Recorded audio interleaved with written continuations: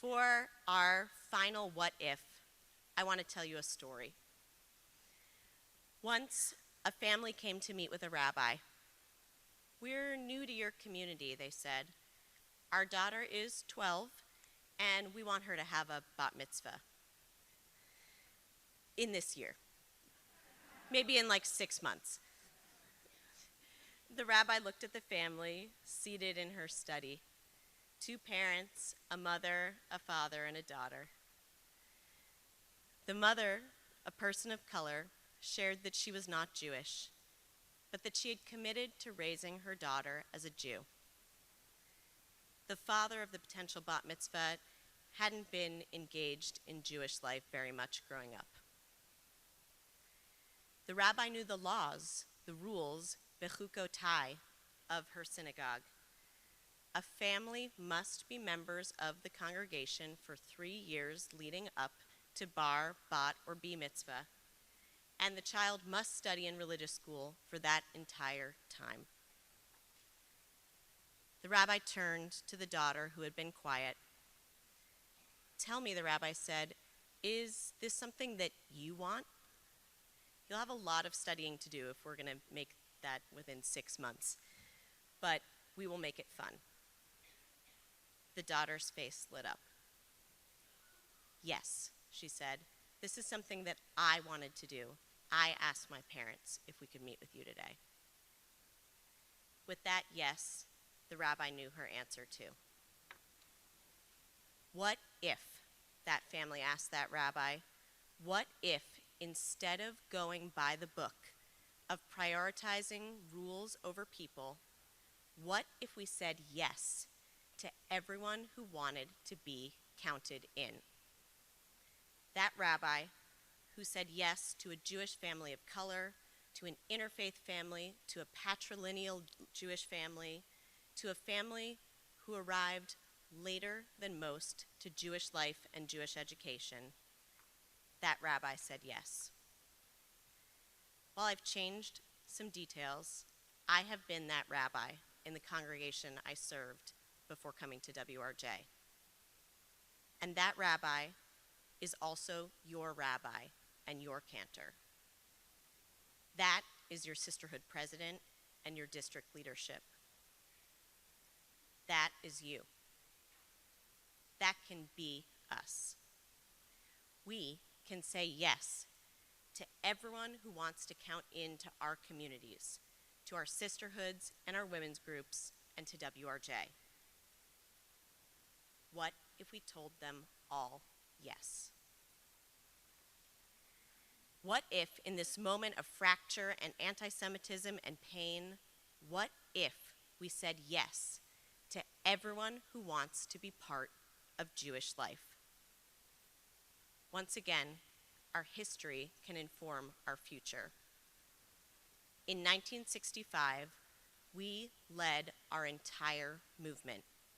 We were the first Armour affiliate to advocate for LGBTQ inclusion in Reform Jewish life.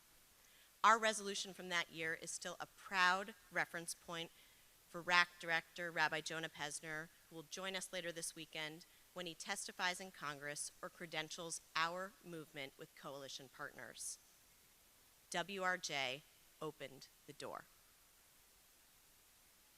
In 1978, Rabbi Alex Schindler, the second president of the union, addressed the UAHC Board of Trustees in Houston, Texas. It's an inspiring speech, even as some of the ways that we think about interfaith marriage and conversion have progressed over time. In those remarks, Schindler established the outreach priorities of our reform movement for decades to come. First, he cemented the status of Jews by choice within our congregations and communities. Quoting Maimonides, the 12th century rabbi, Schindler affirmed, "You ask whether you, being a convert, may speak the prayers, our God and God of our ancestors. Pronounce all the prayers as they are written, and do not change a word. Your prayers and your blessings should be the same as any other Jew." In our movement, in WRJ, we rejoice with those who have converted to Judaism And also, we don't make a big deal about it, because a Jew is a Jew. We make no distinction between Jews by birth or Jews by conversion. Next, Schindler urges the inclusion of interfaith families in our communities, and this was the beginning of where he was revolutionary. While he personally opposes intermarriage, which was the majority belief in his day at that time, he speaks clearly. "Remove the not wanted signs from our hearts," he says, "and welcome all of those people in." Think about the ripples of that statement. What richness these families bring to our communities. Schindler then speaks in favor of patrilineal descent, welcoming in children born of either a Jewish mother or father. His words are inclusive and feminist. Why should a movement which from its very birth hour insisted on a full equality of men and women in religious life accept the principle that Jewish lineage is valid through the maternal line alone? And then Schindler exhorts all arms of the movement, including our own, to adopt an outreach program to open the door to all who are seeking Judaism. For his own time, Schindler asked the question that I've been asking you: what if we said yes? And WRJ answered that call. In 1979, at the NFTS Biennial held in Toronto, Canada, the Committee on Interfaith and Intrafaith Relations made this report. This was the year of Rabbi Schindler's magnificent challenge that we should find new and creative ways to reach those who are wandering the world without faith to sustain them in times of trouble. They then go on to recount local and district activities, including Orami Award winners working in the area of outreach and inclusion. Friends, we are living in that year again, a time of trouble when many are wandering the world looking for a doorway into faith. What if we open that door? What if we invite them in? We know that they are out there. A recent Jewish Federation study reports that among Jews who are not members of synagogues, 37% say now that they'd be open to joining one, with the most interest coming from those who identify as Reform or having no denomination. 41% of Reform Jews who are unaffiliated are open to joining a synagogue, and 43% of Jews expressed interest in increasing their engagement with Jewish life. We have a very real opportunity before us to say yes.